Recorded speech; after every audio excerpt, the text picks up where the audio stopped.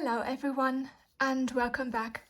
When I posted a short reel about the free motion floral greeting card here on Instagram yesterday, I had quite a few questions on materials and the process, etc. And I thought I'd do another card and just talk you through it and answer those questions for you. So to start with, when you want to free motion sew, you need a free motion attachment, this different foot here, and you can get generic ones that fit many machines, or you can buy a branded one to go with your machine, but they tend to be a lot more expensive. The most important thing is to drop your feed docks. On my Janome there is a switch here. It's literally just a toggle switch that I put to the other side, and the feed docks lower themselves, which means that they're not gripping the paper, so you can sort of move freely in any direction. And the other important thing is that you set your stitch length to 0. With regards to the needle, I don't use any special needles. I keep all my old sewing needles so they get a second life sewing on paper. The paper I sewed on is a piece of watercolour paper, and when you tear the edges you get this absolutely lovely beveled edge, and I think it makes for a really pretty finish. And then I just used some paper glue to stick it on this blank greeting card.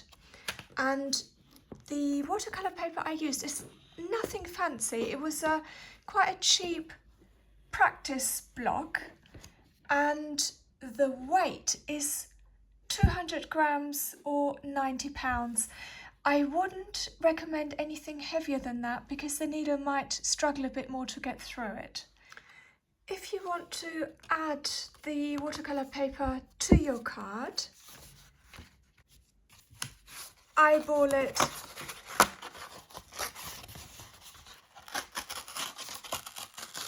and just tear it so that you have a little border going round. If you wanted to, you could actually, if this is large enough, just fold it over and use this as the card. Obviously that would show the stitching on the inside, but personally I actually quite like that because it just shows people how it's made, and I think it emphasises the handmade nature of the card.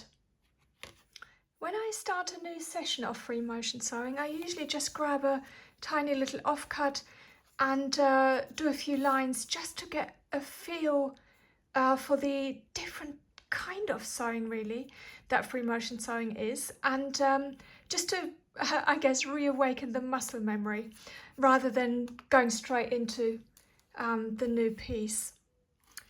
And just to note, it is really important to know that you don't need to be able to draw, because I honestly I can't draw to save my life, but somehow it works with thread, and you don't have to be too precise. Don't overthink it, just have a play around and just be free with it. And I think if you look at it, this really is quite wonky, but wonky is definitely your friend for this, so that really goes in your favour, because you wouldn't want this to look absolutely precise and you know, looking like it was printed out, you know, on a computer.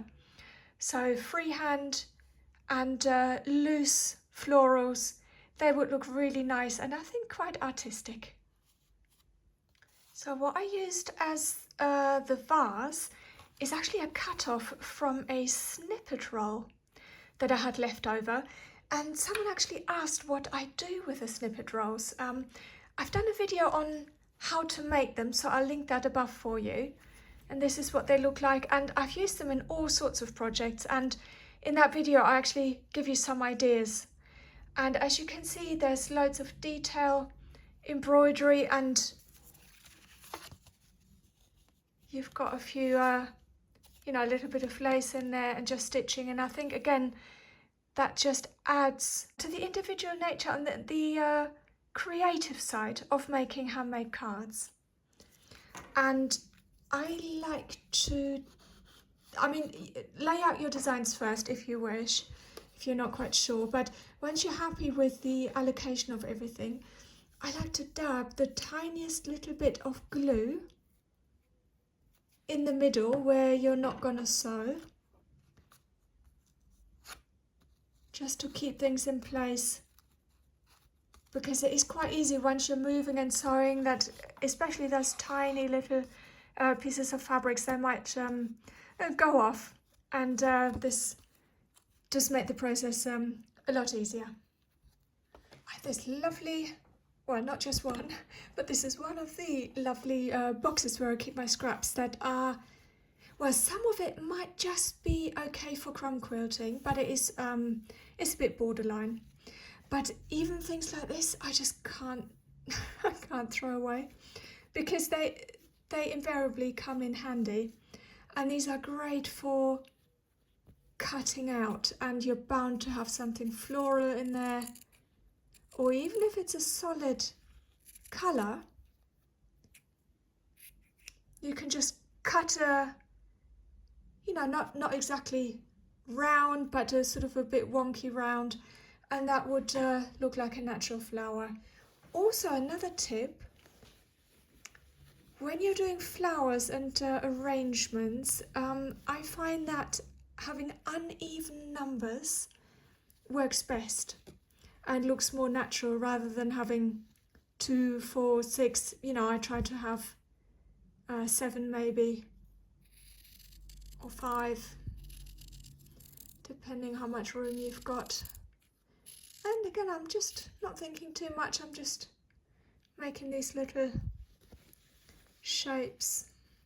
Honestly, fabrics, they bring you so much joy, all those different colours and patterns, don't you think? So I have changed my mind about the plant pot, because going through the scraps, I just came up with a sort of pink-purple colour scheme, and I just wanted to show you that you can tie different fabrics and patterns together as well by having a repeat. So these 3 are the same and these 2 are the same, and again, that just brings a little bit of uniformity while still looking nice and playful. Before you start sewing, have a think where you want to start and where you want to finish. So I wouldn't start in that corner, for example, because going round a few times you would end up down here and you couldn't go on to one of these here. So if I started in that corner and did a few rounds, and I always like to go over at least twice, and I don't sew in exactly the same spot, because you want this sort of sketched look. Yeah, so starting here, that would mean I would end up here, and I can then move on to those flowers up there. And just a note, a few people have mentioned that they find it difficult, that either the stitches get too long or the thread breaks. And usually, just from my personal experience, when I started out doing this, I found that it was hard to get the ratio right between the sewing speed on one hand and the speed at which you move the paper. So if you are too jerky and too quick, the thread can't keep up and it might snap. And also your stitches, rather than having sort of soft round lines, you might have, longer bits in between. So have a play around and just keep that in mind. So if in doubt, I would say sew faster.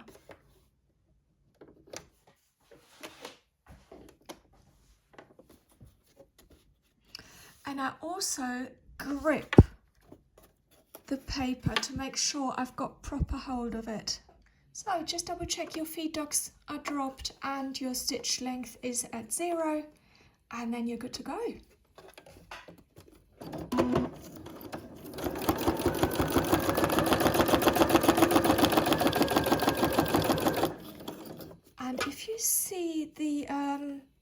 bobbin thread poking out, then you can just adjust your thread tension and just play around with that a little bit. To be honest, when you're going over it a few times, you're not really going to notice, I hope.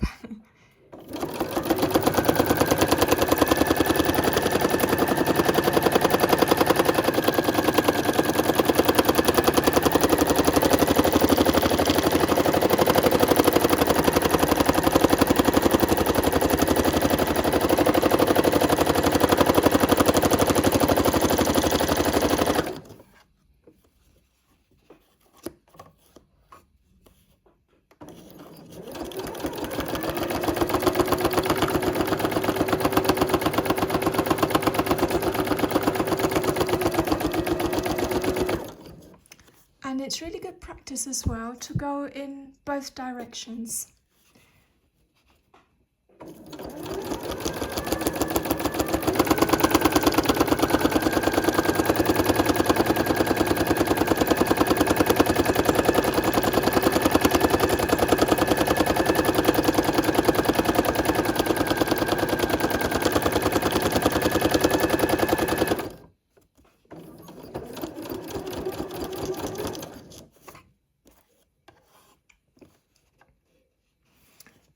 So I'm going to go up there next.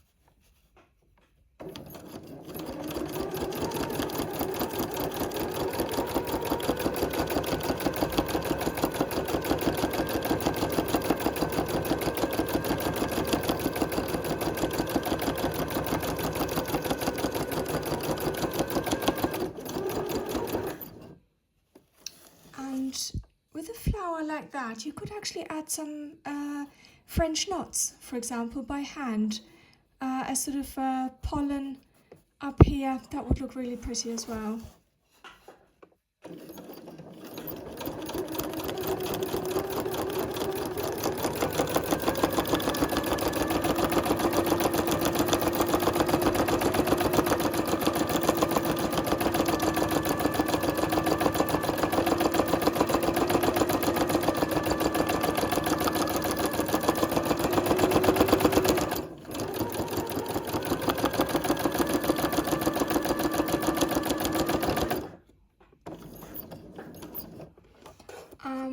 To reach these three up here, I think I'm just gonna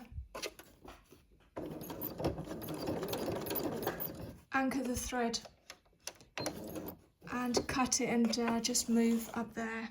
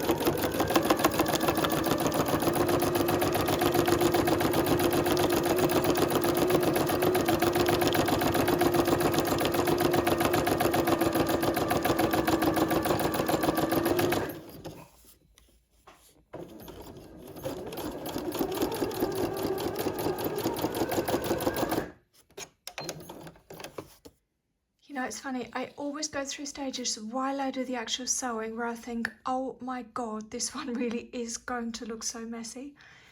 But somehow, in my personal opinion, it looks all right.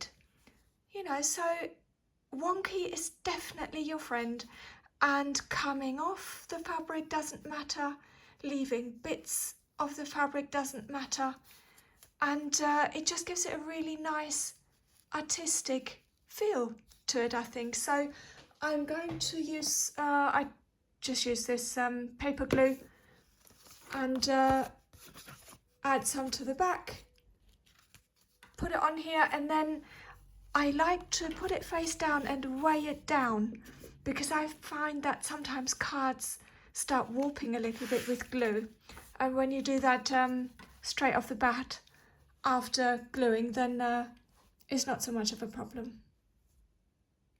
So here we have it. These 2 cards are done. Now, if you would like me to show you some other motifs that are beginner friendly and quite easy to do, just let me know in the comments below, and I'll do a few other videos. This video here has got the basics in it, so any other videos I'll just sew and maybe put some music in the background so that you can just see the motifs and don't have to go through the same information again. I hope you enjoyed this little free motion journey today, and it's given you some ideas, and yeah, all I can say is happy card making. Bye bye.